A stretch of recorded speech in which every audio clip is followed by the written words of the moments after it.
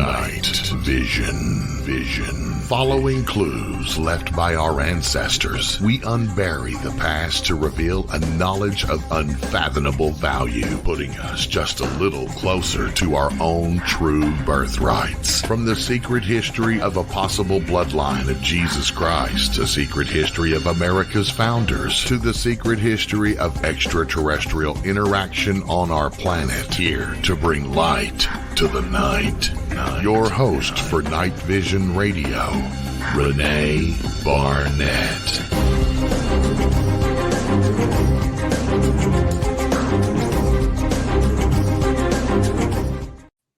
Hey everybody, welcome to the very, very first Night Vision on video. I've spent many years working in television and film production, but I was just thinking about it a few minutes ago. I can still count on one hand, including this appearance, the number of times I've actually been on camera. So I hope you'll bear with me while I get used to it. And I'm really excited about tonight's show. As you know, it is the first of the first Friday of the month. So you know what that means. We got our friend James Martin with us tonight. Tonight, we're going to be talking about the rise of Adolf Hitler and also the fall, by the way, because he did. But how that actually came into being, what was it that was in play at that time that made the German people go for what he was selling at the time? How did that all come down? And then also in the second hour of tonight's show, we're going to be getting into Hitler's preoccupation with sacred objects, with the occult, and even the possibility of whether or not Adolf Hitler and the Nazis were creating their own flying saucers, which has been sort of a theory out there for a long time. So anyhow, without further ado, I want to introduce my wonderful guest and good friend, Night Vision regular, our very own historian, James Martin. Hey there. Hi, everyone. Pleasure to be back from early morning here in France. Never has the word night in Night Vision been more appropriate for me. Oh. And certainly for you guys who are entering into the witching hour on the show. Hi, That's everyone. Right. Yep. Well, we're here early in the evening on the West Coast. We're 7 p.m. Here in Los Angeles. And of course, we're 10 p.m. on the East Coast. And then God knows what time we are there, 4 o'clock in the morning, I'm imagining. But pretty soon I'm going to be there with you, and we're going to be up at this early hour together doing the show live from Rennes-le-Château. And also we're going to be doing some field trips and maybe getting some good videos to show everyone during the show now that we have video, and also new content for our brand new website. And I'd like to urge everybody to keep an eye on our new website. It's newrennies.org. That's James Martin and my website. Oh, there we go. Ooh. And, you can also write to us there at info@newrennies.org. If you have questions, if you have suggestions for a show topic, if you got a bone to pick with us about something that we've presented, we'd love to hear it. We want to hear your comments. And as much as we love this subject matter, we're hoping that you all do too. So we'd like to have your input because, I've always thought that, there's so many people with so many ideas picking up on so many threads of all these mysteries that we're so much into, and all this history that still is yet to be fully explained and uncovered, that, we got to all get together because, you might have a piece of the puzzle that I'm lacking, and vice versa. So we'd love to have your comments and any input you'd like to give. Did you want to say anything more about the website, James? Yeah, it's, you'll be able to book some tours. There's a few upcoming books. The idea is there'll be some blogs on there looking at various bits of history, mysteries. And really, the idea is to be led by you guys, listeners, followers, and what have you. we can explore. And please feel free, get in touch with us, info@newrennies.org. Yeah. And while I'm there, let's see, the way that it looks, I'm getting ready to book my flight just any minute. But the way that it looks, I'll be there from about July 1st until around mid-August. So I'll be there around 6 weeks. And we're definitely going to be available if anybody wants to book a day tour, a presentation of any kind, or just wants to say hello if they're going to be in the area. We would love to hear from you. So without further ado, let's get to tonight's subject, which is the rise of Nazism after World War I in Germany. And I think that's a clue right there about how it all started. It was just after the war. Yeah, I mean, we can't start this without having a look at World War I for sure. So I'm not really going to cover, what led to World War I, but certainly what happened after World War I is of supreme importance to the rise of extremism. What we've got is a situation where in 1914, just at the outbreak of the First World War, you've got the old empires, and these empires are controlling most of the Earth's surface, but it shouldn't be too much of a surprise to listeners that Europe has a bit of a reputation for war. And in France, just a little bit. France, there were issues following on from a war in the 1870s. 1870, there was the 1871, the Franco-Prussian War, where Germany marches really straight into Paris and takes a load of territory, takes Alsace-Lorraine. And you have this idea of what's called revanchism. It's revenge. We must reclaim Alsace-Lorraine. We want revenge on Germany.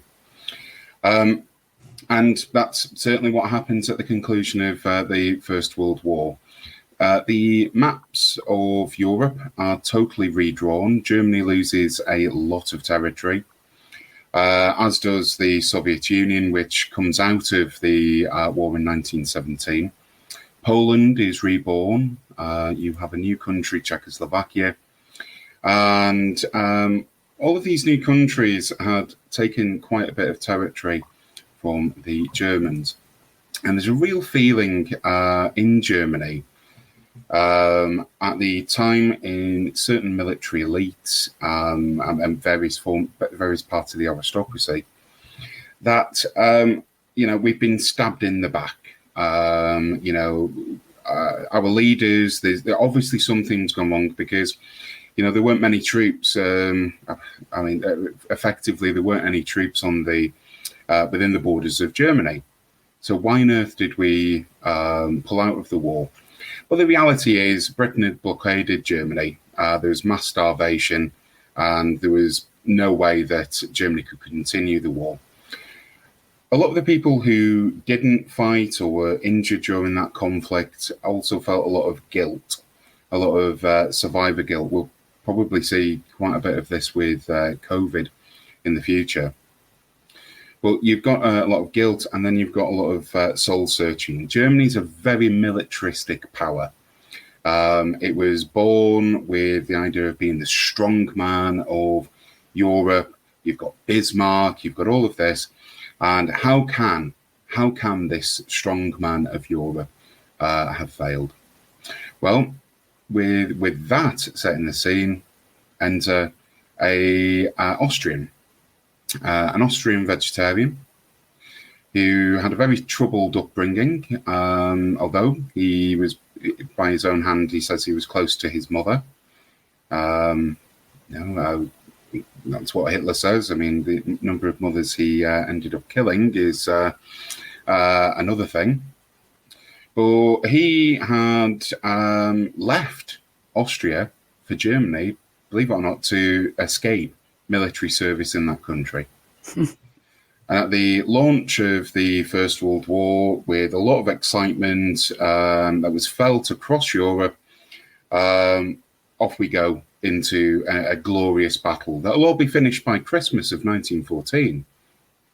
The trenches weren't in anyone's minds. And of course, we know what happened. Hitler wanted to started off, with this idea of being an artist, but he applied, for example, to the one of the art schools in Vienna and was rejected. And really, he was a vagrant, drifting from boarding house to boarding house. As I've said, avoided military service in Austria. Joins up. He joins the Bavarian army.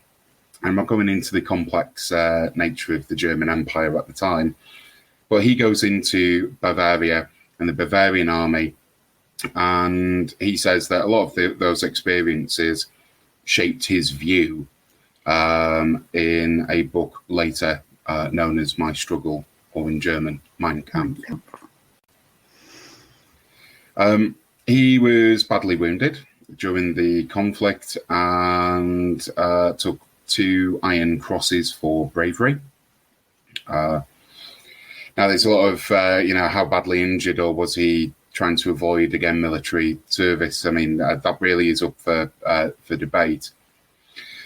But again, as I say, Germany's surrender really shocked a large number of soldiers and the military generals within the German army.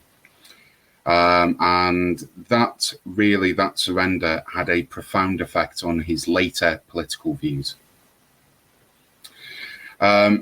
He begins to refer to those who had signed an armistice, 11th of November at 11 o'clock, this armistice. He begins to call them November criminals, and says that he believes that international financiers, Jews within the army, were actually responsible for the surrender. Utterly crazy to me and you. However, this was a solid thought of his. And he begins to develop this idea that, Jews were somehow subhuman. He was heavily influenced by some of the esoteric societies that were around at the time that he later banned, for example, the Thule Society, which promoted a lot of German folklore, a lot of Norse folklore, and we'll come on to this later when we're talking about Otto Rahn and what he was up to. And he is so frustrated alongside a number of other soldiers. He was a corporal within the German army. He joins a right-wing political party, which is known as the German Workers' Party. That was him. Sorry, I wasn't going to refer to the pictures, but I noticed a different mustache style. Anyway, go ahead. Yes. Was this the time when it was sort of percolating for him that, he got this burning ambition to lead or to fight back? Well, at the time, so we're talking 1919, he's joining a party. There's no idea that he's going to be some leader. I mean, a lot of people have heard his very rambling speeches and thought, who is this guy?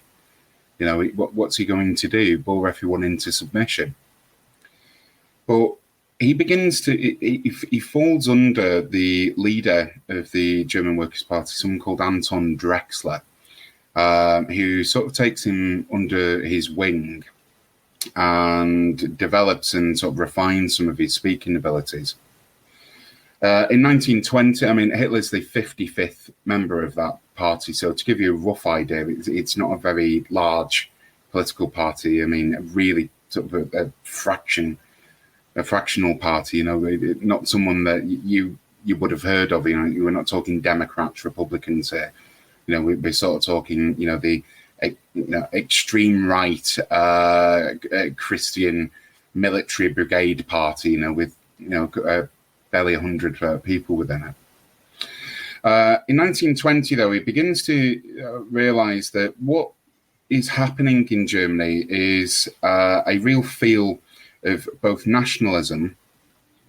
There's a feel for some communist ideas. This idea of there had been a revolution in 1919, a communist revolution. He starts looking at socialist policies, and this is why he changes the name of the party from the German Workers' Party to the National Socialist German Workers' Party. And that term from National Socialist is where we get Nazi from. It's a shortening of the term, and I can say the following: he most certainly that party was not a socialist party, but he used some of the wording to try and capture as many people. This sort of broad party. Germany will rise again. And it's all for the workers, it's for the middle class, the little guy.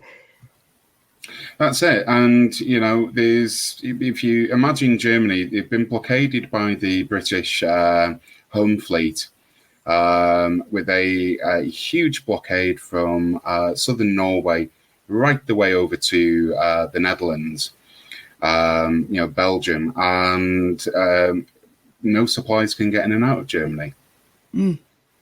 People are starving. And of course, as Germany surrenders, you've got millions of previously mobilized, paid and fed soldiers who suddenly find themselves unemployed. Who one of the key tenets of the rise of Nazism was the unemployed, who were looking for someone to blame. We see this today, where if you're unemployed and you see other groups who are employed or seem to be having a better time of it than you, without getting into economics, the poorer people are, the more that they will move to the extremes, whichever direction. And this is going on in Germany.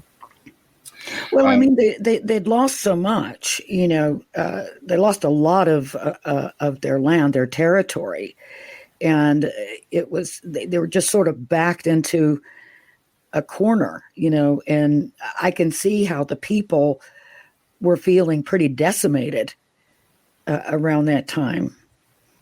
Yeah, they were sort of ripe for the influence. They were, and people were moving to the communists. The KPD was the name of the party back then. They were moving to, and there were a hell of a lot of very military, very Christian political parties. So please don't think too much if you're listening on, oh, well, I'm a Christian. It's a slightly different model. We're talking about obsession with military, obsession with very singular Christian values, but there's a lot of right-wing political parties. In 1921, Hitler's elected chairman of the Nazis. So he didn't found the party, but he did certainly take it over. And pretty early on, too. Quite early on, yeah. And he did so with a 25-point program. And I love this in politics generally. Right, we must have a 10-point plan. As if to say, people can't comprehend 100 points. Life's difficult. But anyway, keeping it simplistic. And I'm not going to go for all 25 points, but just to give you an idea as to why he's trying to capture as many politically homeless, unemployed workers as possible. So he talks about the need for a strong Germany, and that Germany should become self-sufficient so it can never be blockaded again. You have to bear in mind when he's talking about a strong Germany, he's really, following the Treaty of Versailles, in 1919, where Germany lost a lot of territory, etc., etc. Germany was forbade from having a military. It was forbade from having a navy, merchant marine. So he's playing to that idea. If you were a soldier, we're the party for you. He promotes social and ethnic cleansing. I mean, this is before the nonsense of Mein Kampf, which, personally, the book's banned in a number of countries, and I will understand why. As someone who studied this period back at what we call in the UK A levels, and then I've touched on it throughout my studies, it's rambling nonsense. Honestly, it's like he stood in front of the mirror and just wanted to describe himself. Completely, it totally, imagine the opposite of not Dr. Spock, Mr. Spock. Totally illogical. But he says, obviously the Jews are to blame, obviously. That Germany needs living space, Lebensraum.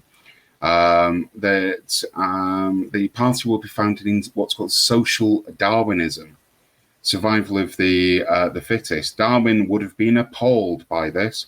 That's certainly not what Darwin was talking about. But Hitler believes that, if you're disabled in any way, whether that's in a wheelchair or suffer from depression, you should be exterminated. End of. If you're gay, bisexual, transgendered, then it's bye-bye time for you too. If you're a Mason, if you have alternative beliefs, if you're a socialist, a trade unionist, a communist, it's bye-bye for you. I can't really overestimate, or I can't say anything further than this is the death of your loved ones. If you want to picture this, imagine Christmas Day. Where you sat around the table with, the uncle who's a little bit too right wing and has some particular views, the auntie who wants to take over and liberate everyone, and all of that. Imagine they're no longer here. I don't know. You might be sat there going, "Oh, that might be a good thing." Yeah, but if we're real about it, that's it. They're gone. He believes, of course, there should be a Führer. Excuse me. Führer, the idea that a single leader with ultimate power. Democracy is weak. And of course, Germany, by 1919, is renamed the Weimar Republic, named after a small town in Germany. It has an incredibly weak democratic system. No government really survives more than a few months in Germany. And he says, well, democracy is weak. And that Germany is in danger. I mean, this is a key thing.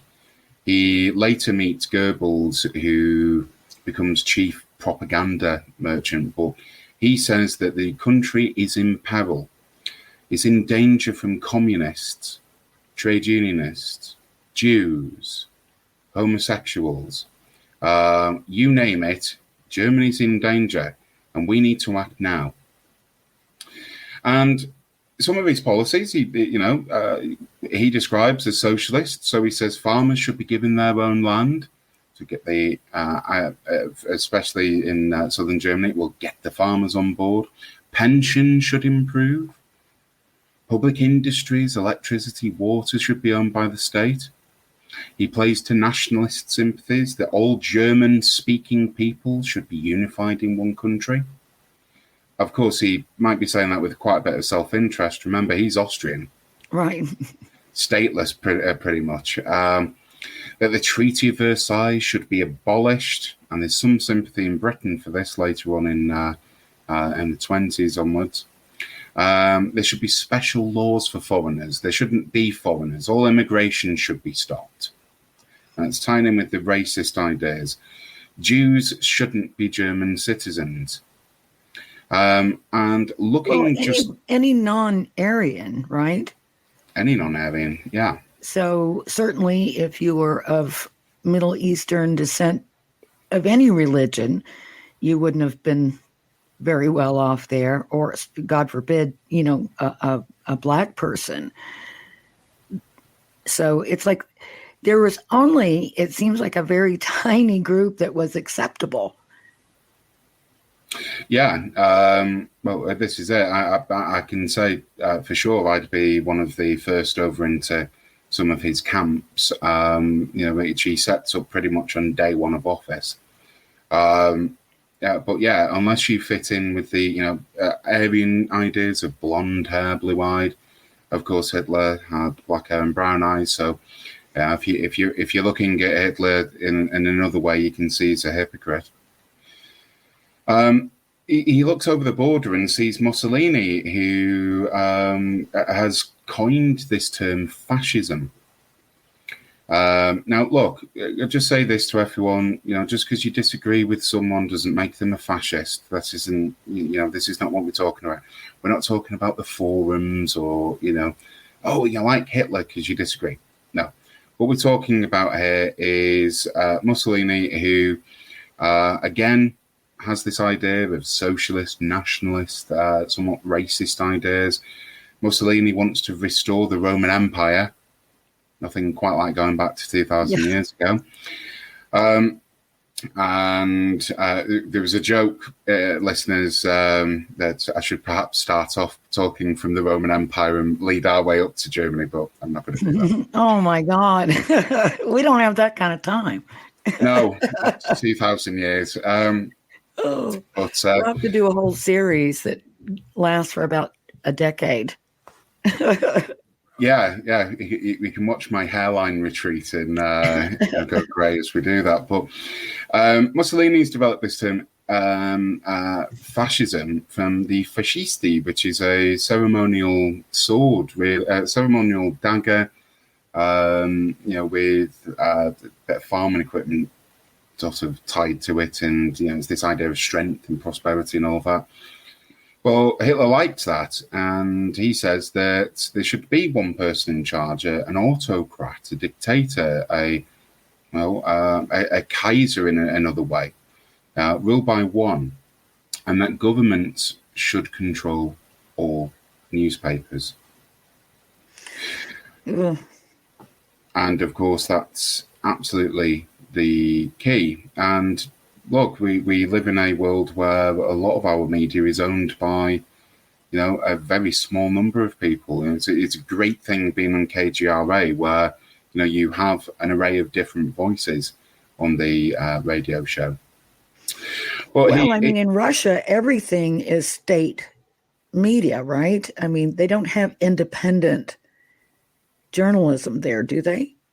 I think they do now. I know they certainly didn't have any newspapers during the so-called communist. But there's a you could also say that the state owns a lot of media in the UK. Not so much. Isn't the BBC a state? It is. The BBC is state-owned with a lot of checks and balances. But to be fair, you have a handful of families, the Barclay brothers, Rupert Murdoch, and the Murdochs over here, yeah. And that's basically it. There isn't a diaspora of media in the UK, really. Hitler hates the flag. So if anyone wants to go online and look up the current flag of Germany, that was also the same colours, the black, red, and sort of amber colour. It's the flag of the Weimar Republic, and Hitler hates that. So he creates a flag based upon the same colours as the old German Empire: black, white, and red. And he also starts looking for some good luck symbols and some esoteric symbols and Eastern symbols. So in the West, we know the swastika. We associate this with Hitler. Now, if you're in Tibet, you would more likely associate the swastika with luck, eternity, the continuous cycle of life, etc., etc. But the reason he used the swastika is because he quite liked the connections from that part of the world, from India, from Hinduism, Buddhism. He liked the idea of a caste system because the caste system, of course, avoided any racial mixing. So the swastika for him becomes central to his ideology.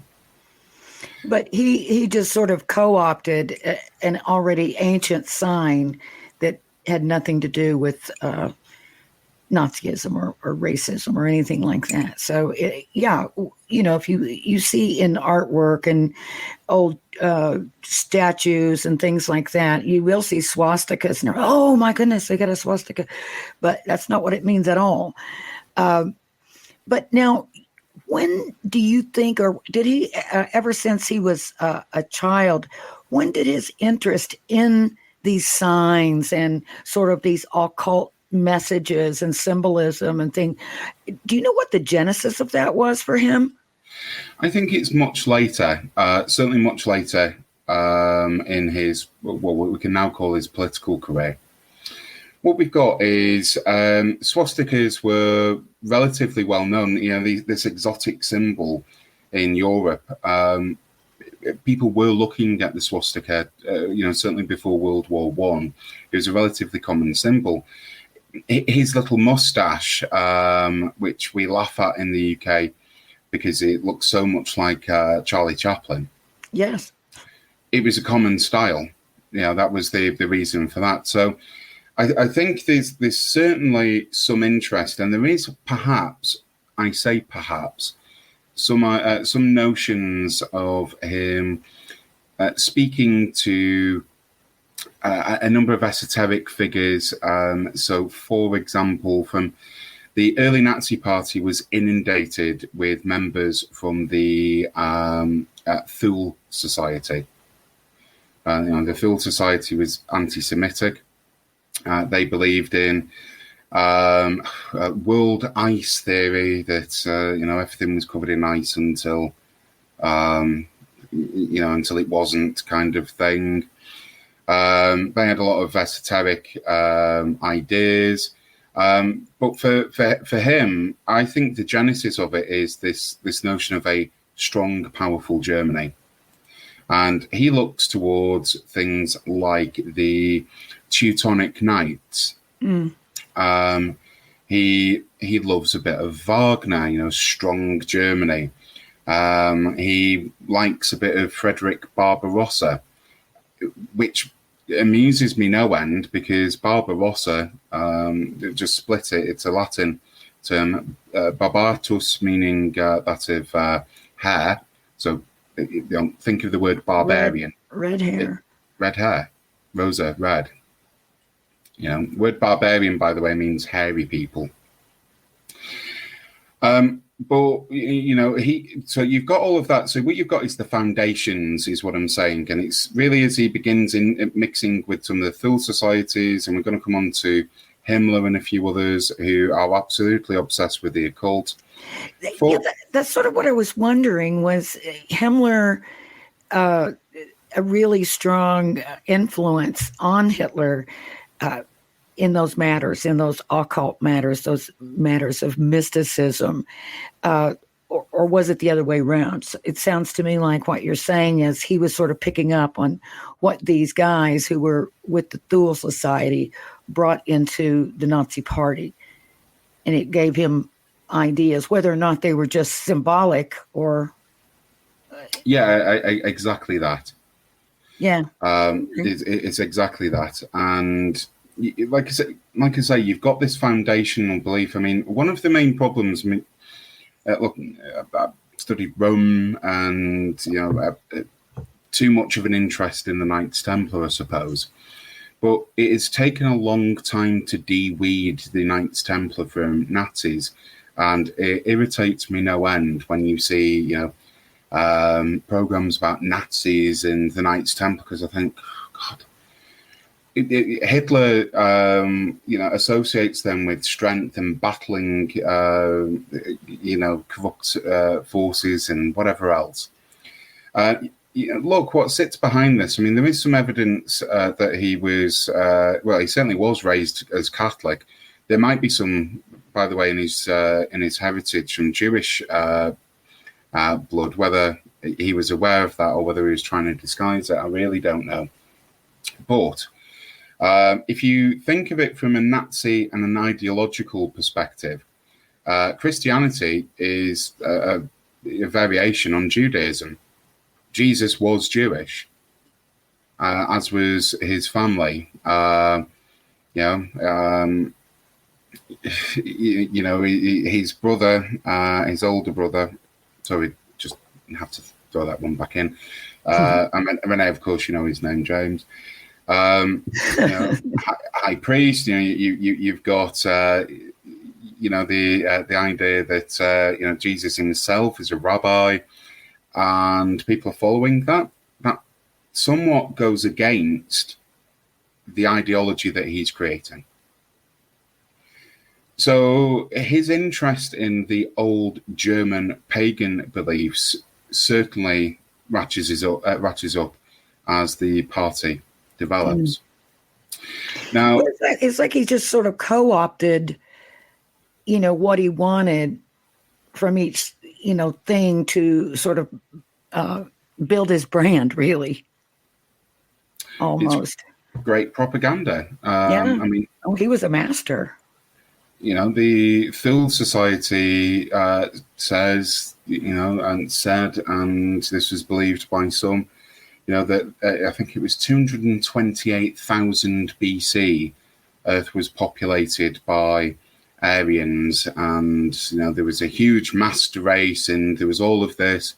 That's just tying into that German folklore. It's tying in with his belief, and very selectively he begins to pick and choose the strong Germany ideology.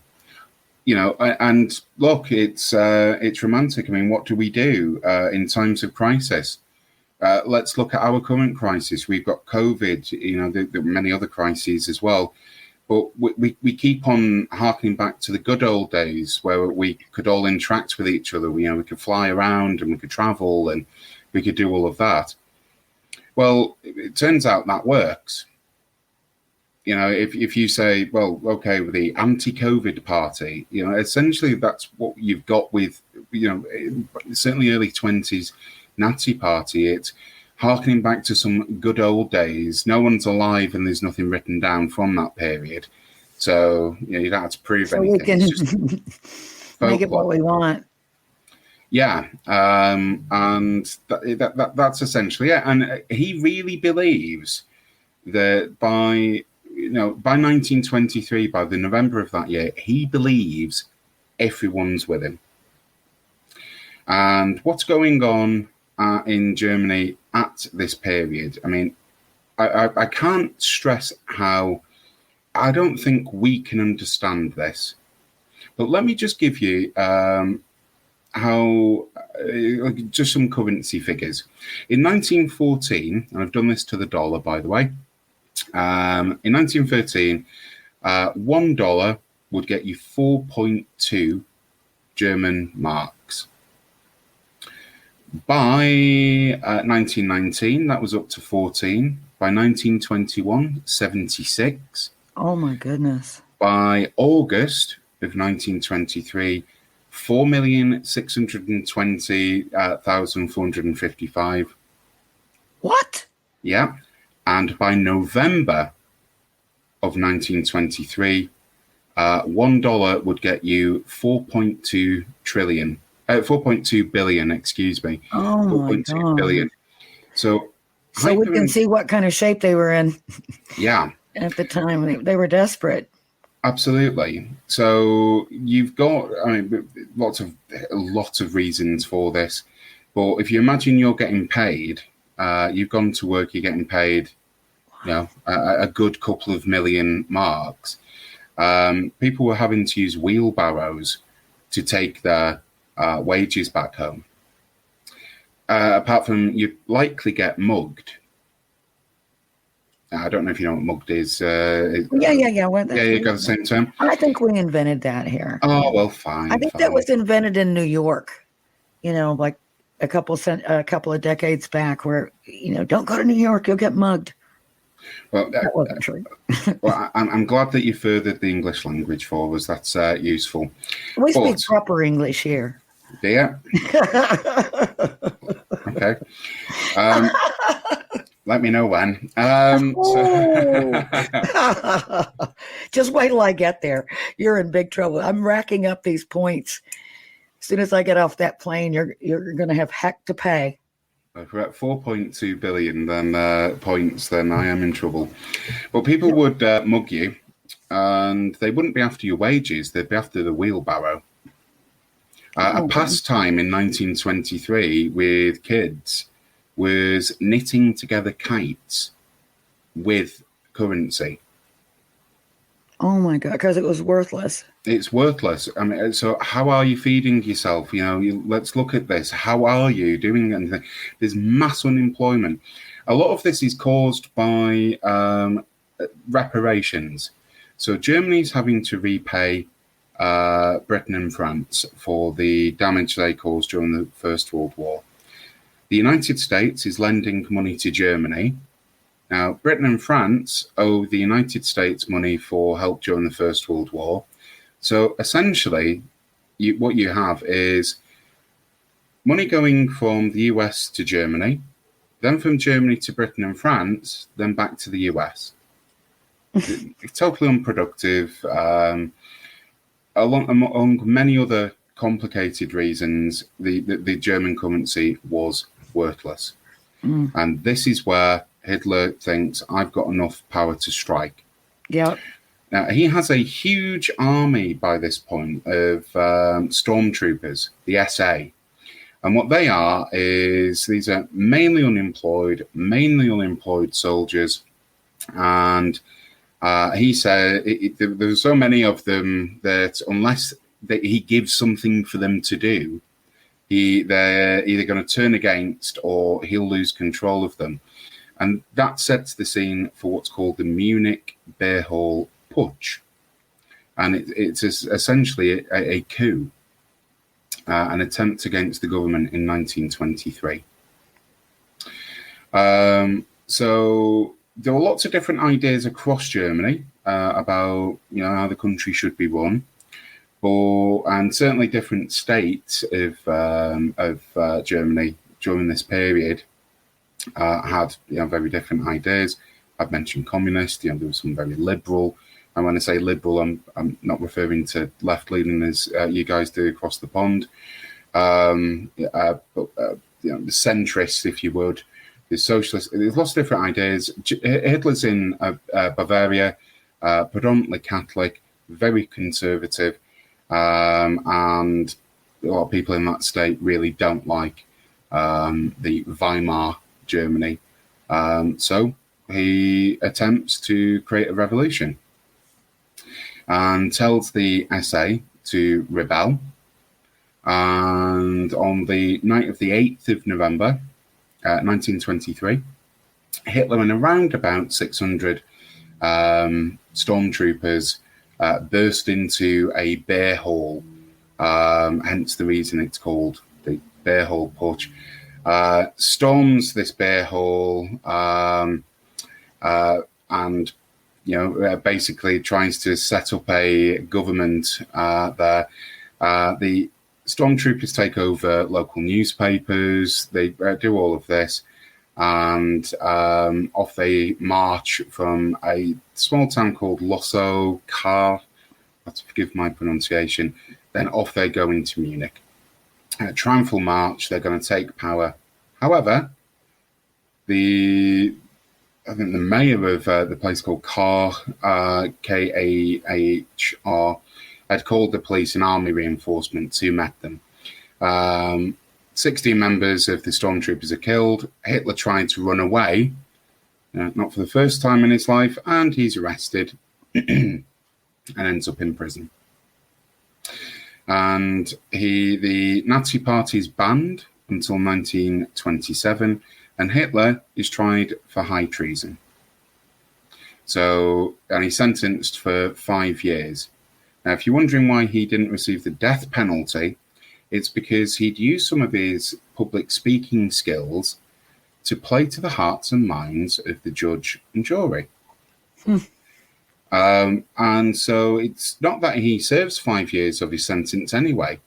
He's sentenced from April to December, and he uses that time in a very comfortable Landsberg prison. That's where he writes Mein Kampf, My Struggle. He realizes when he's in that prison that he's not going to take over Germany through revolution, but instead he's going to have to take over the democratic process and be elected, which ultimately he was. So if anyone's got any ideas that Hitler, seized power, he didn't. He was elected. Yeah, he was. That's what I think is hard to understand for a lot of other people that, they don't know a lot about that history of that time. And I mean, certainly growing up, it was hard to understand just how that could happen. And, that could never happen here. And, but it could happen anywhere. It could happen anywhere. I think that, if you look at the way the Nazi Party struggles in the polls, during the period of rebuilding, as they call it, 24 to 29, I don't think they would have got anywhere if it wasn't for, drum roll, the Great Depression. Right, absolutely. So we've got another period of mass unemployment, we've got inflation, we've got all of this, and this is the breaking point. It shouldn't be of any surprise that by the time we hit the late 20s, early 30s, this is the period that Hitler really thrives. Yeah. Let's have a look at how many seats in the Reichstag. In May of 1924, they get 32 seats out of 472. By May of 1928, so before the Great Depression, they've got 12 seats out of 491 seats. So this is a small fringe party still. Wow. But Hitler's got national press. He's been arrested. He's been released. He's banned from public speaking. Then the Depression hits, and that is where he strikes. So he says, well, look, these economic crises aren't caused by Aryans. They're not caused by you Germans. They're caused by, and this ridiculous notion that, if you work in finance, you're obviously Jewish. I mean, I'm sorry, it's just a lazy stereotype, but that's his propaganda. He gets the SA to spray paint, looks like graffiti, but actually it's all propaganda. They graffiti walls with, Hitler's right, or, the name of a prominent Jewish financier, for example, or someone. And it just looks like random graffiti done by, someone who's just upset, whatever. Yeah. It's propaganda. It's effective. Yeah. I say in my day-to-day job, if you want to communicate well with people in a workplace, don't put posters up on notice boards. Put them on the back of toilet cubicles. You've got a captive audience. Exactly. Well, essentially, these are the tactics being used, in a slightly different way. The spray paint, people are looking at it. You've got a captive audience. If you're on a train going somewhere and you're looking at the side of a wall as a train pulls out of a station, and you're seeing that, it's there in your head. Yeah. And then you begin to reaffirm, you might read in a newspaper something about a Jewish family or something else or whatever it is. And if you've seen that, it's positive reinforcement. Yeah. Oh, and, just repeat something, that's the other thing. It doesn't matter what you say, whether it's true or not, just repeat it often enough and in people's minds, it will become true. Yeah, that's exactly it. We see this in some elements today on social media where we have an echo chamber of the same views. People, you can say a lie, and if it's repeated often enough, you begin to think it's true. Right. And, of course, we have the algorithm situation where you really only get certain things. You're in a bubble, an information bubble, really, because they see, oh, he doesn't like this, or he doesn't, or does like that. So we'll send this to them. And, while I don't want to receive a bunch of things that I don't agree with or that end up just ticking me off, I realize that I'm living in a bubble. And so I try to widen that so that I can get other points of view. But this, if it was, certainly people were sort of in a bubble then, and now this is the modern version. It's like it used to be, because there wasn't wide communication. So you heard what you heard around your area. And now they're forcing you into your own area with the way the internet is set up. Yeah, well, it shouldn't surprise anyone too much that when Hitler does, and I was skipping ahead slightly, but when Hitler does come to power, he promotes this new idea of the television, and radio. You can get into people's homes, and I just wonder if someone had invented the internet back then, what would we be dealing with?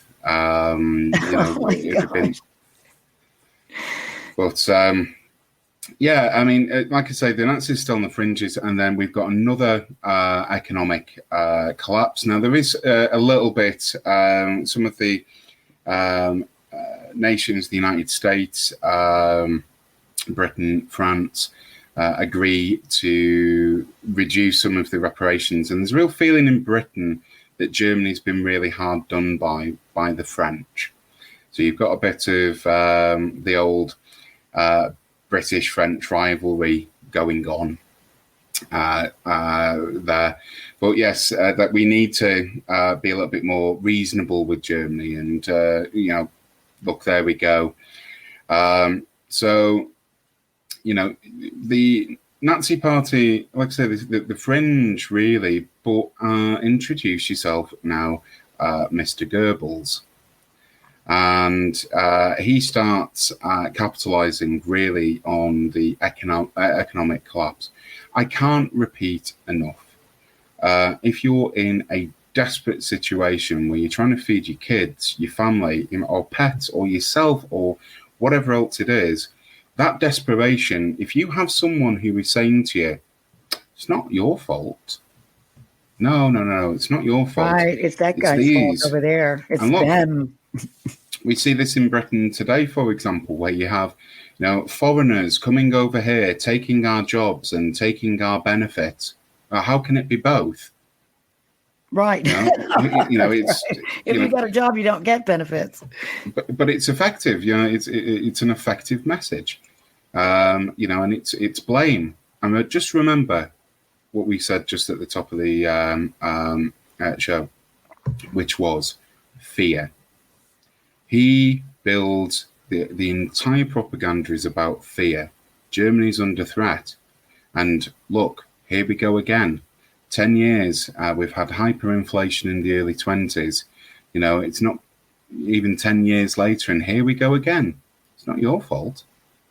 And, people are now splitting.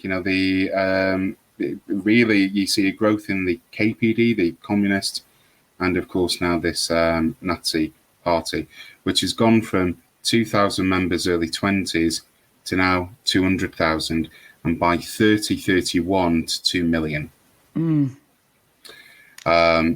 Divide and conquer. That's it, and it works. Yeah. It turns out that the notion that look, we as humans we learn by disagreeing, but we have much more that unites us than divides us. But fear's very easy. Fear's dead easy. I can frighten you straight away. I could do that. To make someone frightened is really simple. You can use it just with a few words. Hope, on the other hand, is much more difficult. You have to work on that. Yeah, it's true. So it's the politics of fear, mass unemployment. We're talking 5-6 million, that kind of figure. It's utterly staggering, and I don't think again we haven't experienced collapses in systems and all of that. But that's what the Germans were suffering. Yeah. Well, we've got a lot more to talk about, all about Adolf. Next hour, we're going to be getting into more of this and more of the mystical side and what they might have been up to. So here we go. We're going to take our first break. And when we come back, more with James Martin and more about Adolf Hitler and the rise and fall of the Nazi Party. And hopefully we'll uncover a few interesting secrets.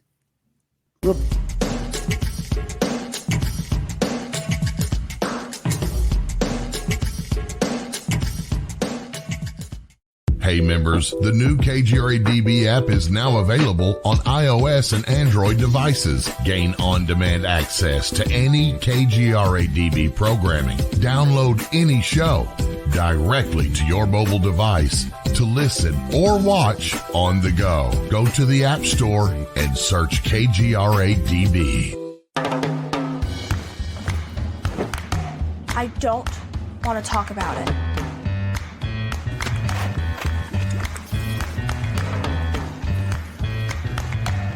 I don't want to talk about it.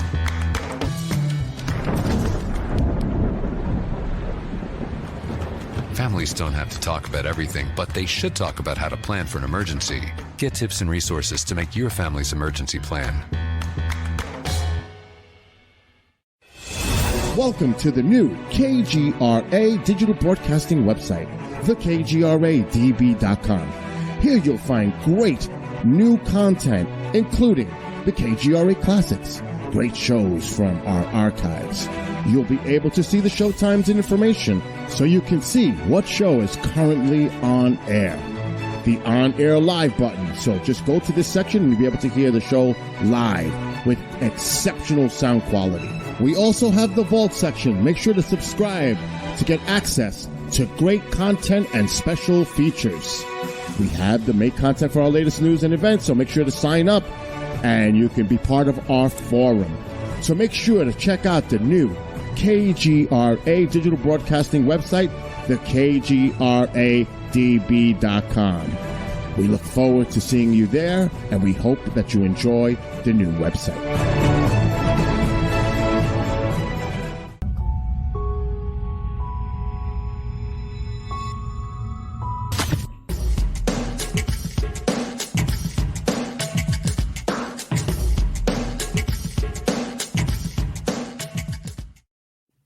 Welcome back to Night Vision. I'm your host, Renee Barnett, and you are watching and listening to the very first video edition of Night Vision right here on KGRA. If you're just listening and you'd like to see us as well, you can join us on the KGRA YouTube channel or the KGRA Facebook page.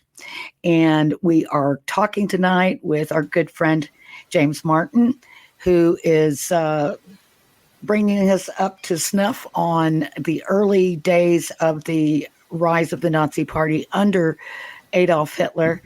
And, I know there's so much history there, just straight history. There's so much to tell. And it seems like that first hour just flew by. So I definitely want to get into some of the, the beliefs. I love the information about him, hiring or Otto Rahn, or Himmler actually hiring Otto Rahn to go out and look for the Holy Grail or whatever treasure that he was supposed to find.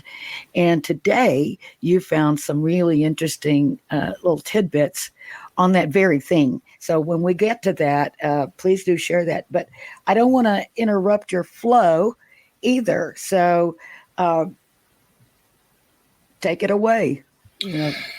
Really, just to close from where we've been. So to recap, essentially what we've got is a period of mass unemployment and a really struggling economy, and this idea of fear and all of that. And Hitler rises to power because he's using his 25-point plan. He's addressing mass rallies now of people who are endemic poverty, and to both ends of the political spectrum. He ends up, just again to recap, 1928, he has 12 seats in what's called the Reichstag, the German parliament. By 1932, 230 seats. Now the largest party in Germany. So Hitler's there. He's expecting to be made chancellor.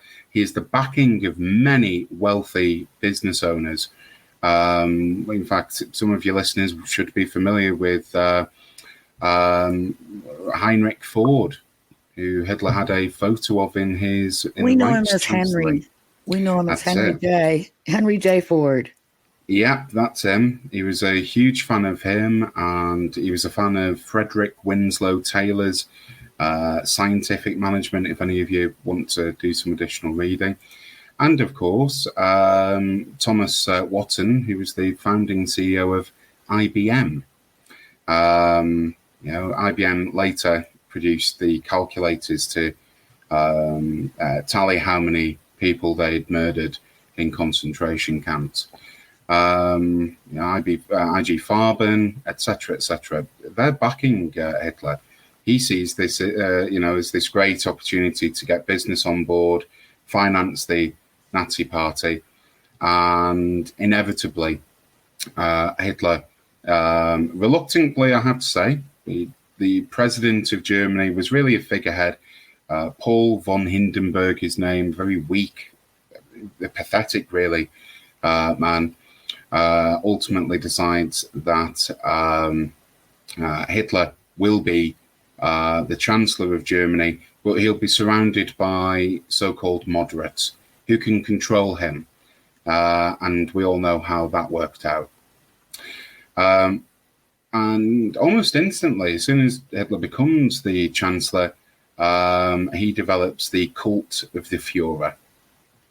The Germany's savior, the man who will rescue Germany from depression and all of this. He says that there will be one great German community. Religion and social class won't be relevant anymore. And that, other countries who have subhumans within them will eventually be eradicated. And that really is where it goes. Propaganda, we can't underestimate. Hitler starts flying around Germany in aeroplanes, relatively new invention, a couple of, decades old, really, to give rallies, this idea of there are no flyover states. Hitler's appearing everywhere, rallies across the country. And of course, by 1933, as I've said, he's Chancellor, with a little help from his stormtroopers who are intimidating people outside the ballot box. So Hitler elected to power, and then we have one event, which I'll just close on the rise of Hitler, which is called the Reichstag fire. Now, how can I put this? If it was with students, show of hands, who's ever heard of the burning of the White House? But we know about the burning of the White House by the Brits. Sorry about that, everyone. I believe that the soldiers enjoyed a meal before torching the place. So imagine today the White House and the state capital, the nation's capital, I should say, is on fire. And what Hitler does is he says, look, these pesky communists and these socialists and these other people who don't agree with us, they've set fire to Parliament. Imagine Big Ben, the Houses of Parliament in Britain on fire. Yeah. This is a huge deal. And of course, what does Hitler do? He seizes on the opportunity and says, I told you, Germany was in peril. I need to take unlimited power, essentially, to the rapturous applause of most of the political parties in the German Reichstag, who blame the communists. I do have to say, if people, it is an open debate, but I personally lie on the side of, I think the Nazis actually torched the parliament, because what happens afterwards with what's called the Enabling Act, it enabled Hitler to really take over all of that power and commit the atrocities that we're so bitterly reminded of. Holocaust Memorial Day. And we see this in history books. It's I don't think we can countenance. So I just want to say one thing about the amount of murder.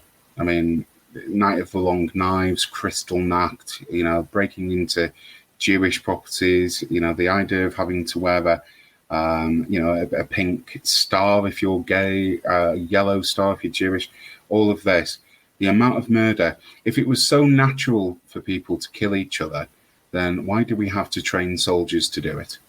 Exactly. I don't think we can really grasp the total cult-like power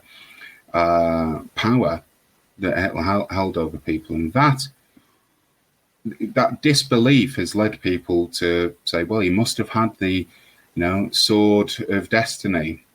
He must have had something like this, because that's the spear of destiny, sword of destiny, whatever, gives you power, to communicate to people. And of course, that's the real reason why Hitler could enthrall masses and all of this, and lead ordinary people, your neighbor, right, to commit, crimes from murder to stitching Freezing people up. Yeah.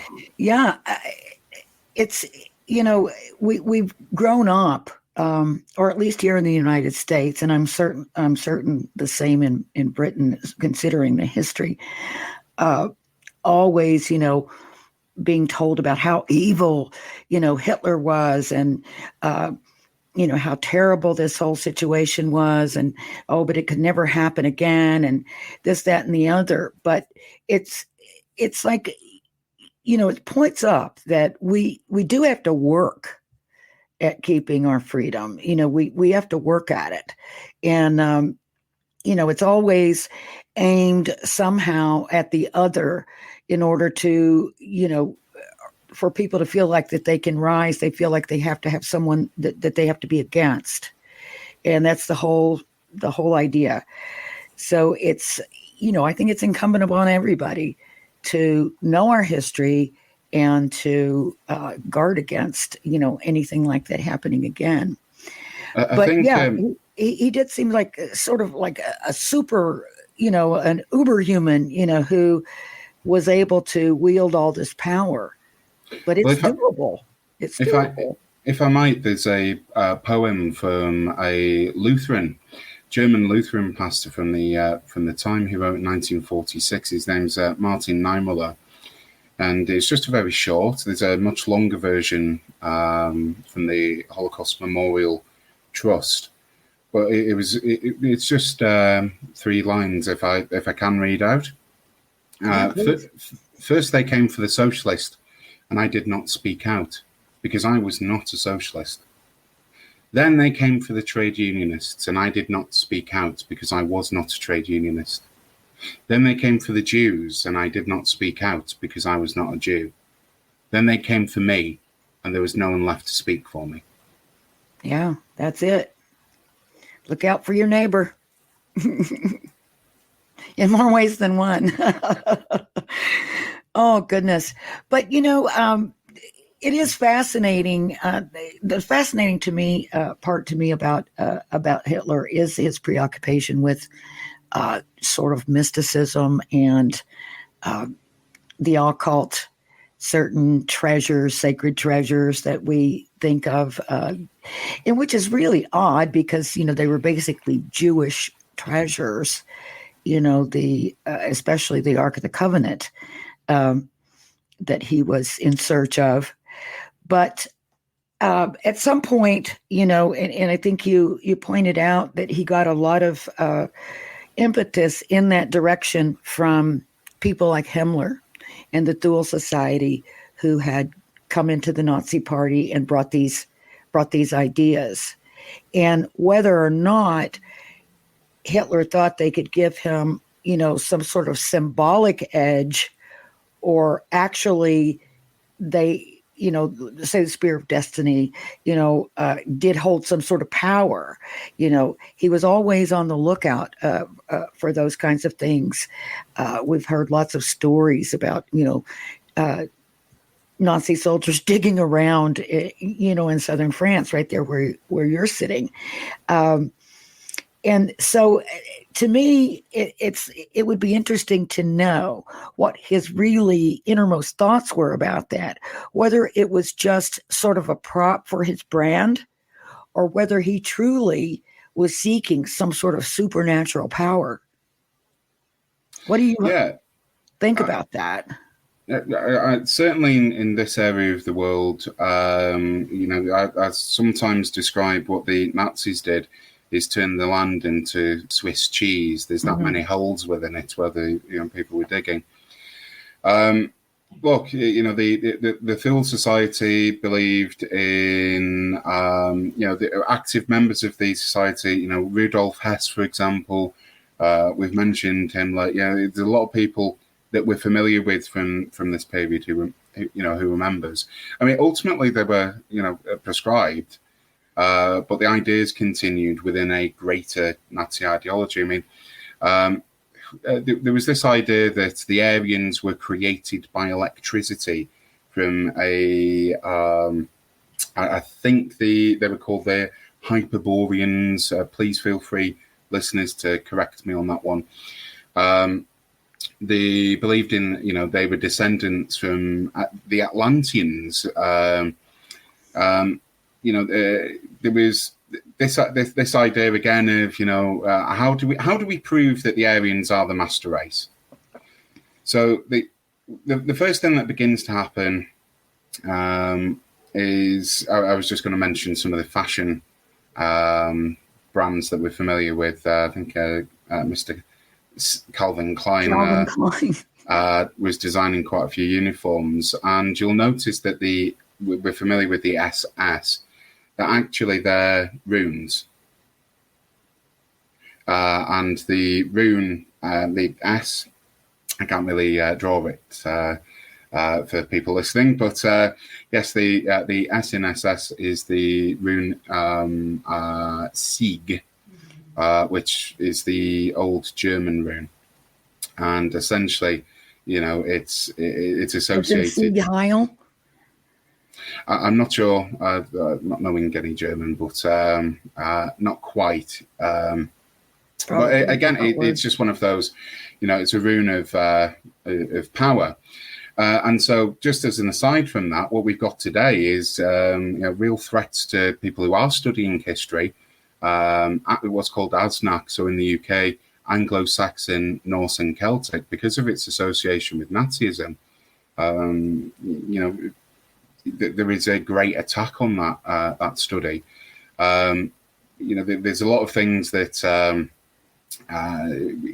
from Norse culture, it's very uncomfortable for people to study because of its association with Hitler. So you've got this idea of how do we go and prove? So some of your listeners will have watched the film 7 Years in Tibet. If you haven't, I'd recommend watching it. But there was someone that the film's about called Heinrich Harrer. He sent over to Tibet to start measuring the size, height, etc. of Tibetans. Are these the original Aryans? In other words, there's an association with Xanadu, not the Olivia Newton-John song, of course. that would be a weird thing to look for in Tibet. I wonder how suppose. many people that are listening actually remember that Xanadu, Olivia Newton-John. That's funny. Well, I'm 33, and I've got to say I'm familiar with it. Well, so, I don't have to tell my age now, do I? I mean, that's not fair. No, no, and you don't ask a lady your age. But what about me? Your shining wit. But yeah. So look, Hitler and his underlings, so Himmler, are looking for the origins of the Aryans. So they're going to Iceland. Oddly enough, Iceland's name in Latin, Ultima Thule. Just curious there. But often people go to Iceland, Norway, France, and they're looking for, well, various bits of esoteric material, including, for that matter, things like the Holy Grail. So Himmler is an absolute obsessive occultist. He Aleister Crowley, the occult, you name it, Himmler is absolutely obsessed. And he's really obsessed with a book. It's a medieval book called Parzival. And Parzival is produced by someone called Wolfram von Eschenbach. I might have said that again incorrectly. You have to please, listeners, forgive my German. It's non-existent. But this is where Himmler finds a rather obscure Jewish, certainly of Jewish descent, openly gay, a man called Otto Rahn, who's in his, late 20s, early 30s. Now, was he an archaeologist, Otto Rahn? I mean, what were his credentials? Do you remember? He was, he went to university, but I think he studied philosophy. I don't think if he was an archaeologist, I think it'd be an amateur one, but certainly he was influenced by an archaeologist called Heinrich Schliemann, who he was fascinated by. Schliemann, by the way, I'm very familiar with. He followed clues within Homer's Iliad to find the previously mythological city of Troy. Well, we now know that wasn't a myth. We know where it is. So, for a young Otto Rahn, for him, following in his footsteps is of interest. And of course, he becomes obsessed with the Arthurian legends, a bit like our last show, Renee. Right. Talking about Parzival and the search for the Holy Grail.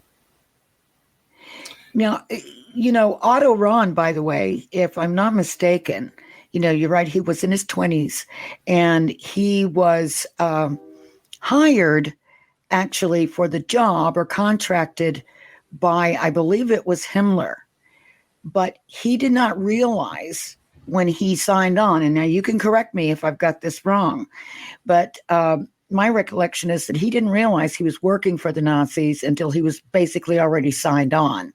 And then, it wasn't that he was such a sympathizer, although he did, want the opportunity that he was being given. And of course, as you and I talked off air a little bit earlier, he was very much convinced that he himself was a Cathar, of Cathar descent, which, of course, is that Christian heretical, according to the church, group that was so prevalent in southern France during the medieval times and were sort of wiped out during that time. But so that was probably a big draw for him, I would think, if he's convinced that he's got this, this ancestry or this heritage of some kind, and then someone comes along and makes him an offer to pay him, to go and look for the treasures of the Cathars, and others, then I can imagine how that would be really attractive. And, again, maybe at that time, maybe he didn't know he was working for the Nazis, but maybe he did. Maybe, just like other people were drawn into it. Maybe he was just the same way. Maybe he didn't see it, as pure evil or something like, we were all taught, growing up. So, who knows? Go ahead. He was. It wasn't philosophy. It was philology, which is the study of texts. He really starts off as he's interested in trying to find, if Schliemann can find Troy, perhaps I can find the Holy Grail by following Parsifal. Himmler was certainly interested in him, and I think he published a book, and this is how Himmler sort of cottoned on to him. Certainly at university to learn about the Cathars, and again, just to reiterate, Cathars believed that this plane of existence was hell. Just keep that in the back of your mind, because I'm going to come back to it later around some particular dates. Now, I'm not too sure whether or not he didn't know who he was working for, to be honest with you. So just a bit of a background before I come on to that. So in 1931, he travels over to a place called Montségur, and he's exploring some of the ruins in the area of the so-called last stronghold of the Cathars. I don't think it was the end of the Cathars. I genuinely believe they carried on very quietly. I think there are still people that carry on in that faith in that area. I've met, some locals who claim Cathar heritage, and they claim to be Cathars still. And I'm not talking about the hippies at Rennes-les-Bains. I'm talking about, real local people that, sort of salt of the earth, farmers and people like that. Yeah, unfortunately, I believe to date that none of Ron's work has been translated into English, but he wrote a book documenting some of the tunnels that he'd found or allegedly found in chambers and what have you in the area in his book that was called Crusade Against the Grail. Yes, I have that book. You do? I do. I'll bring it. Let me know if you find anything. But it didn't sell very well at the time. But Himmler loved it. So, and again, his obsession with mysticism, the occult, tying into those Germanic ideas. And he was fascinated by the Grail. He devoted a very large number of resources over to the search for the Grail. I think we're going to come to Wewelsburg shortly. Wewelsburg Castle. A hell of a lot of resources to it, and summoned Ron to a private meeting to express his admiration for his work, but also to bankroll future research. And I think I can't come away from this without saying I think he understood who he was working for, but it's not until later that he ends up joining the Nazi Party as a civilian, and he has to wear the uniform. And I vaguely remember, he was a very liberal-minded person. Himmler knew he was gay for sure. Whether or not he himself knew of his Jewish background, it's up for question.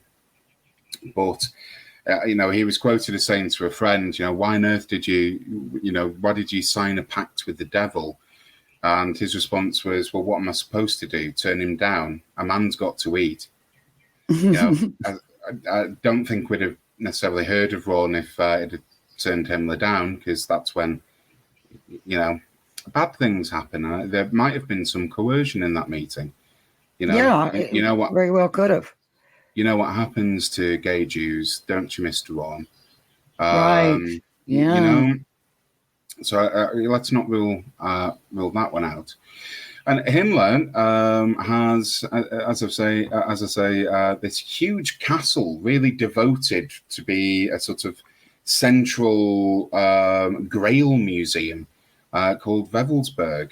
And in this castle, he has a Grail room with, ringed by 12 columns. A reference to the Knights of the Round Table. He has all of that. But like I say, he's bankrolling Ron. Go find the Grail. Go find. We want you to go to Iceland, but we want you to go to and continue your study into the Cathars. He was also commissioned to research the Himmler family genealogy. I mentioned Iceland. He was there studying the Norse sagas. Maybe they will lead to the Aryan beginnings and all of this. He was a depressive, almost certainly. I do feel for him because he says of Iceland, I'm really depressed here. I want to see some trees. And of course, the last remaining trees were felled by the Norse. Back in the 11th century, 10th century, but he's incredibly depressed. But he's been given some targets. You must publish books. I think it was one in 1936, one in 38. Again, please feel free to correct me. But he writes a book called Lucifer's Court around the Prince of Darkness. He actually denotes as a positive spiritual figure. But again, all of this is tying into the Nazi ideology. Christians are the descendants of Jews. The Cathars were persecuted because, by Jews. We really got quite a warped view of history here. And, Ron became a celebrity. He was highly sought after for lectures, speaking engagements, that kind of stuff.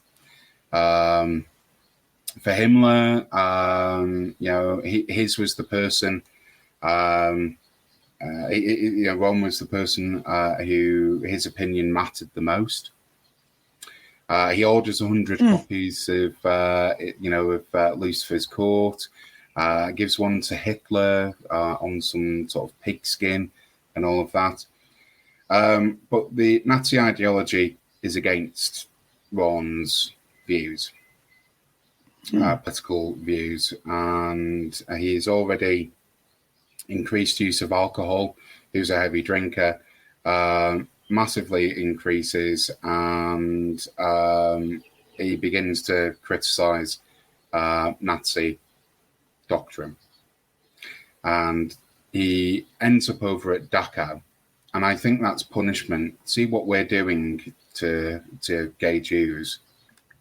And if you can imagine seeing the horrors for someone like Ron, just what that would do to you. I don't even want to imagine. That's a very dark place for me.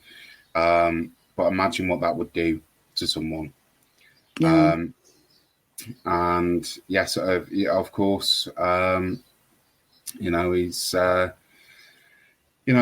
feel very sorry for him, but he ends up, now, whether he was killed by the SS or someone like that, the Gestapo, I don't know. But what I did find earlier on, there's a bit of, when it comes to the Cathars, I find people visiting Montsegur, paying their respects to Cathars who were burned. And we're talking about a fortress, a hilltop. I guess it's called a pog, that sits atop in southern France in the Ariège region, and this is where it's legend that it was the last Cathar stronghold and that there was the Cathar treasure.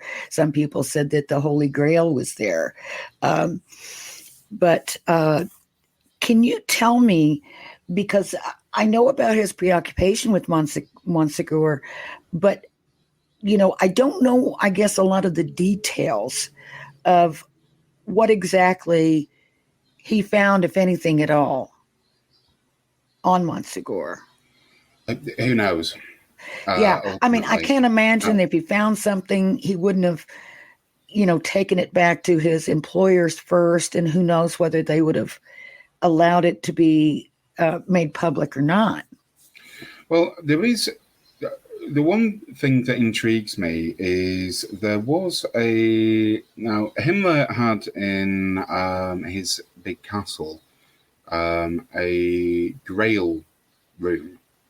It was believed that Ron was perhaps a year or two away from finding the Grail.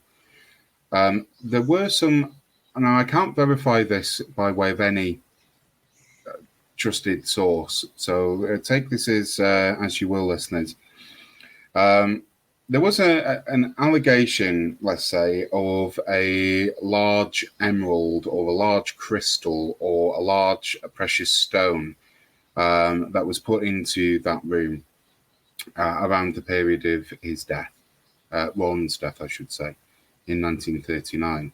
And what's intriguing about that is if anyone was listening to our show last month about King Arthur, I had referenced that the Grail was believed, certainly in the early medieval period, not to be a cup or a chalice, but in fact to perhaps be some meteorite or some precious stone or something like this. So that does intrigue me. And certainly in Parzival, the Grail is referenced as being this stone. So maybe you did find something. That would really, and then I wonder what would have happened to it today, where it might be today. But, as you said, even to this day, pilgrims and people who visit the area, locals and visitors, tourists, will make their way to Montsegur to pay tribute to the Cathars and either go up to the base of the castle where there's a monument there in commemoration of them, but also sometimes climbing up to the castle, which is a heck of a climb. I've done it.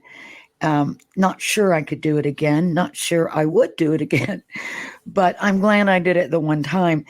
But they generally go on the date that they believe that the burning of the Cathars. First of all, maybe we should back up. The Cathars were living on up on this hill, up on this pog, and where the castle still stands, or at least the remnants of the rebuilt castle still stands. And the Roman armies, the church armies breached the castle wall, so they knew that they were pretty much done for. But they negotiated a waiting period, and they said, if you'll give us, I believe it was like 7 days, they wanted to make it to a particular feast day or sacred day, then we'll come down peaceably. The armies agreed, and they did keep their word. They came down peaceably. It was rumored, or, I'm not sure if it's proven, but I believe it's fairly solid that there were 3 people that escaped, rappelled down the far side, the other side of the mountain, and escaped with the Cathar treasure and went in different directions. Always heard that one went to Rennes-le-Château, and not sure where the other 2 made it off to or what they carried with them. But that supposedly happened on March 22nd, 1244, which was the solstice, the summer solstice, or spring equinox, sorry. And now I'm going to leave it to you, because you've been telling me for, years, they're going up on the wrong date. Yeah. this little thing of history is that the two calendars, Julian calendar, created by Julius Caesar, and the Gregorian calendar, created by Pope Gregory. Now, we've changed our calendar, but the solstice, hasn't changed its date, if that makes sense. And so the solstice back in 1244 occurred on the 13th of March, not on the 20th or 21st or 22nd.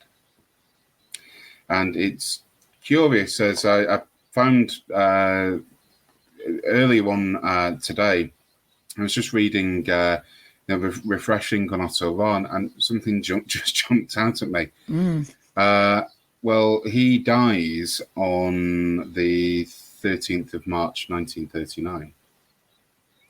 And it said that he committed suicide, right?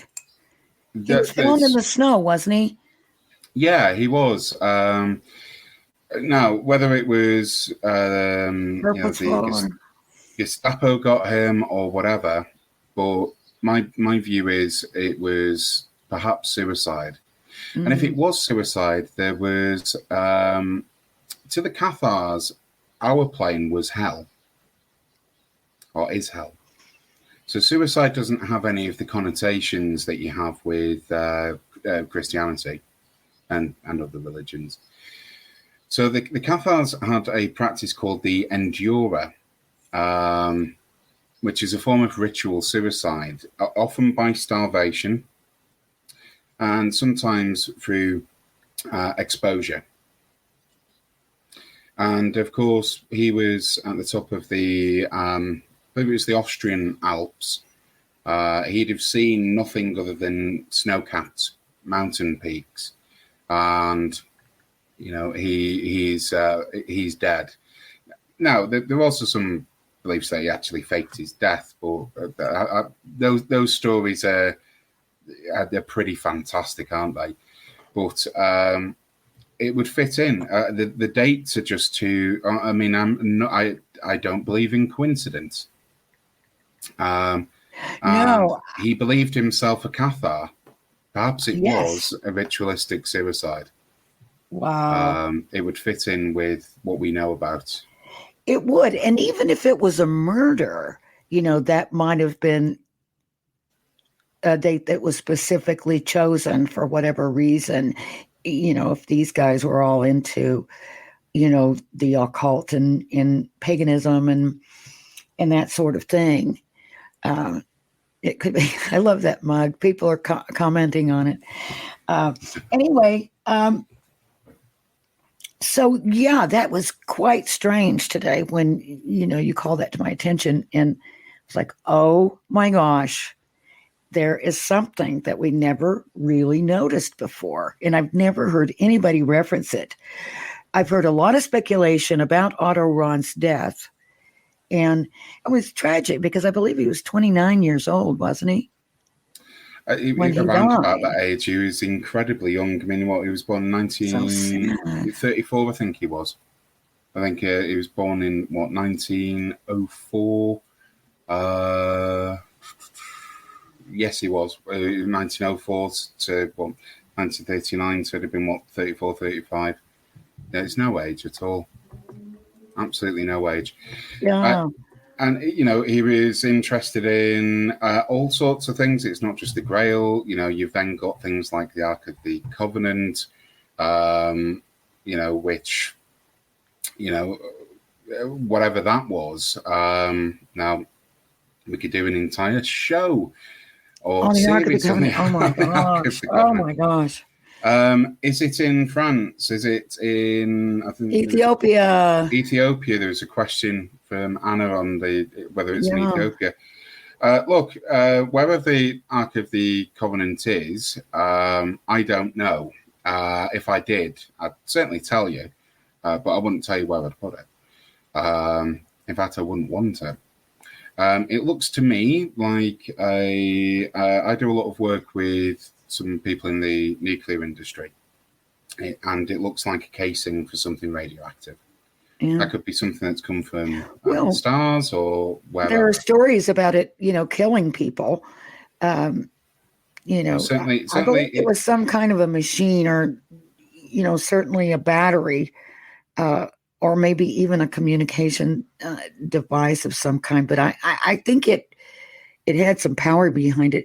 The other thing about the Ethiopian idea, I just don't see it. I mean, I looked into that a lot, and I believe it's a replica. And, I can't remember the name of that little church. It's either St. Mary's or St. Catherine's. Mm-hmm. I think it's in Axum. And there's one guy that guards it. There's a person that lives there with it, and that's his job. And he lives his whole life there. And then, till the next guy takes over.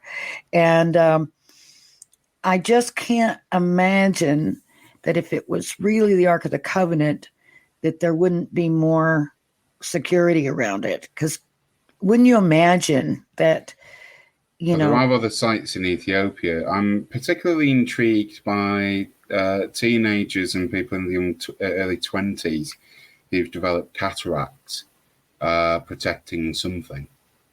Where's that? I need to look up. I remember having a conversation with Graham Hancock about this a good few years ago. And when he was a war correspondent in Ethiopia during the Troubles there, right? He'd heard of this story, and they said the Ark of the Covenant. I mean, look, it could be in many places. I mean, I'm not saying it's not in Ethiopia. I just don't think it's in that place. I think it's somewhere else. And if there's a lot of people that have been blinded by it or whatever, then it couldn't be that, because nobody gets in there except for one person, who stays in there all the time.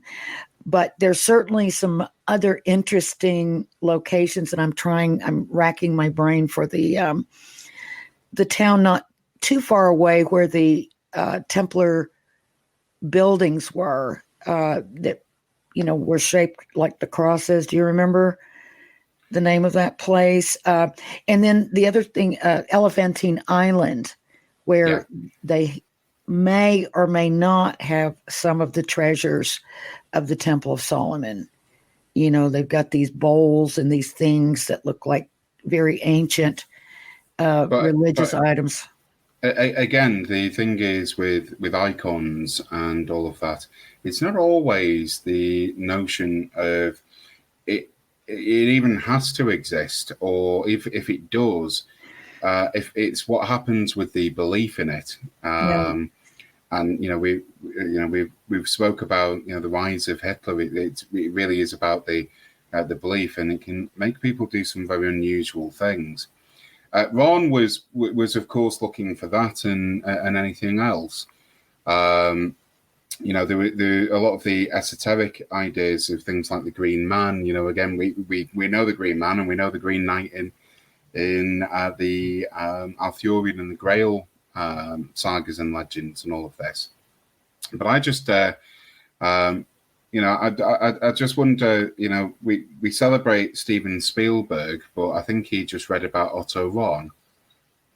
He seems to be very much this Indiana Jones style character. Mm-hmm. Who's got traveling around Nazi, from Nazi Germany to Iceland to all of these, trying really to find some basis for this idea of this Atlantean Aryan society, descended ultimately from electricity and people from the stars. Now there were of course rumors of the Nazis experimenting. In fact, I vaguely recall seeing a picture one time of what looks like a Nazi UFO.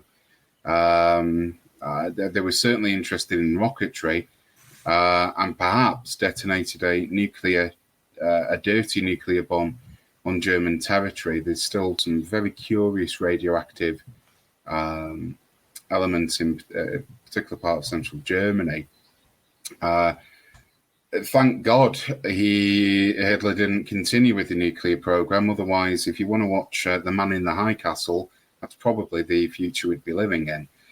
But this obsession with the occult, with trying to connect, I mean, it's born out of this Victorian idea anyway, of seances that we can connect to, to other worlds.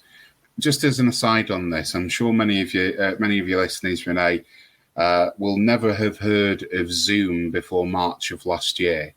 I tend to think of Zoom calls a bit like the modern day seance. Oh, we're connecting to Sarah. Sarah, are you there? Oh, we can't hear you, Sarah. Can you hear us? Say something. It's very coming much clear to me now. Coming clear to me now, yes. The modern seance, Zoom. But back on to Ron. I got a quick question for you from the chat room, if you don't mind. Yeah, sure. Far away. Because I don't know the answer to it. Maybe you do. From Anna, she says, do we know if anyone has ever tried storming that little building in Ethiopia at any time in history? It was a question that I was curious about, and I think the answer is no. During the Civil War, they tended to avoid it out of fear. Because of the power of the artifact? Right. Oh, that's interesting. So, again, I'm happy to be corrected on that. But, no, I agree. I don't believe that anyone ever has, because, several years ago, I did a documentary on the Ark of the Covenant, and we were actually building one according to biblical specifications.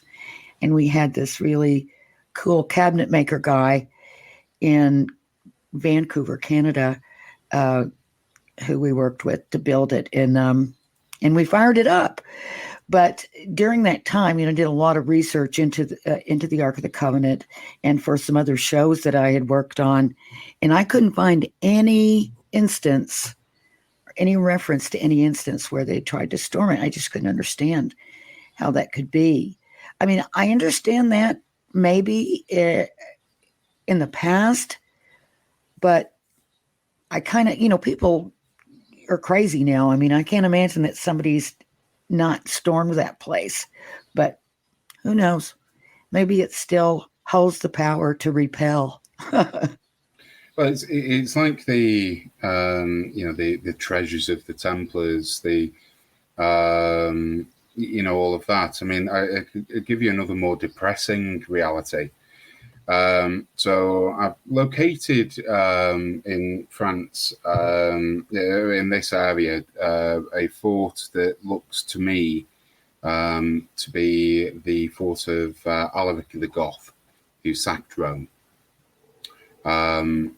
There's certainly some very old foundations, and it has been built upon over time. But it's on top of the Black Mountains, Le Montagne Noire. Now, unfortunately, Alaric sacked Rome, and that included breaking into the treasury in the 6th century, breaking into the treasury of Rome, and then taking a lot of objects that have been conquered from the Romans, from Jerusalem, from other such places. It could very well be that Alaric melted down these objects for coins or for, a crown of his own. I sincerely hope as an historian that that's not the case. And I hope as a human being that that's not the case. Oh, there's been so many things destroyed, that could be still there for us to see. It's really difficult sometimes, to go and, when I've been able to go to Europe and see the remnants and the ruins of things that, got destroyed because somebody had a different point of view, it's sickening because we could still be, now there's still wonderful things there, and it's pretty easy to use your imagination. We can look at history in a different way. It's being created every day. You, I, everyone who's listening's part of it. You know, and the number of times in history, recent history, that people bury things, the most secure place to keep anything that's worth anything is either in a vault or underground. And with that in mind, hey, it could still look, if Troy was discovered, we found the remains of Herculaneum and Pompeii and all of that. Hey, look, it could be discovered. And it could be discovered in the most unusual place. It could be, if you checked in your garage, Renee, it could be there. It could be here in France. It could be below Rennes-le-Chateau. It could be in Jerusalem. It could be in Ethiopia. Who knows? I really think, obviously we know, and, we've done shows on this together. You're finishing a book on this right now, that, people were coming over here. People were coming over pre-Columbus, and, there were all kinds of people from different places coming to the New World. What better hiding place would there have been than this vast, wilderness? There were a lot of, wilderness lands here, of course. And there are some interesting place names and references, I explored this whole theory, which, never came to one way or the other, that the Ark of the Covenant might actually be in Arkansas, and part of that was the fact that, the most famous Freemason here in America, Albert Pike, settled down in the Ozarks. The word Ozark is, a bastardization of O's Ark to the Ark, or of the Ark. That right there in that same area is a Mount Nebo, and there's a magazine mountain, and a magazine, of course, is a repository of some kind. So there's all kinds of interesting little pointers. And it was interesting that when I started following this, it's just sort of something that came up in my head. I started realizing that other people were thinking that too. And there was a guy on the internet that had a whole theory worked out who lived there. But, you're right. I think there's some really good chances that we can, there's still some things to be found, that there are still things that exist. But I think there are things that have been destroyed completely as well. Exactly. And I was just going to say, if it is a way of containing something radioactive, why would there just be one? And two, often the best place to hide something is right in front of you. That's right. So it could be in a very obvious place, but we don't see it. It could be over here in my corner with a lamp on it, Well, that's what I was wondering what the glowing was. Don't open it. I have seen Spielberg. He obviously had something, and we don't want anyone's face melting off. No. No, not at all. But yeah, it's a wonderful mystery. There's so many trails to follow. But, poor Otto Rahn, I wonder, are you familiar with, like sort of the very last things that he was writing about or speaking about before his untimely death? I'm not too familiar. He was certainly writing another book. And was that book ever published? I'm not too certain, to be honest with you. Because I know that book, Crusade Against the Grail, just came out in English, a very few years ago, as soon as it was published in English. I think actually somebody bought that book for me and sent it as a gift. But it was, it hadn't been in English ever before. And I'm wondering if there are other writings, in German, that if someone translated them might give us some more clues. It could very well be. Ultimately, I suppose from Ron's perspective, he made a deal with the devil, and the problem with doing that is the devil often comes to collect. Wow. And there we go. That's Ron for you. Well, we're coming very, very near to the end of the show. It went really fast, and want to thank you for coming on, although you would have been in just huge trouble if you hadn't. So I've just had my COVID vaccine, so yay! I'm absolutely good for you. Well, I'm glad that you didn't have a huge side effect. Only the first jab. We'll see about the second one. I'm sure you do have the sore arm, and you'll probably have to watch how you sleep tonight, because I remember I kept rolling over on that arm and going, ouch, and waking myself up. But before we go, we should remind people how to get in touch with you and with us, and visit our website. If we're under pressure, if we know people are going there, then we're going to get it really together really fast. Yeah. And that website is newrennies.org, and I'll spell that out: NEWRENNIES.org, and you can write to us there at info@newrennies.org. And so, certainly if you want to submit something to us, if it matches our format, if it works with what we're doing, then you might see us posting your material on our site. So we'd love to hear from everybody, hear what you'd like to see and what you'd like to hear from us in the future. But I'm looking forward to getting over there to France with you, James, so that we can tramp and trek around the mountainsides and the ruins and the churches and all the other wild and wonderful things. I was going to say our nicknames for each other should be the old goats, because we go up and down.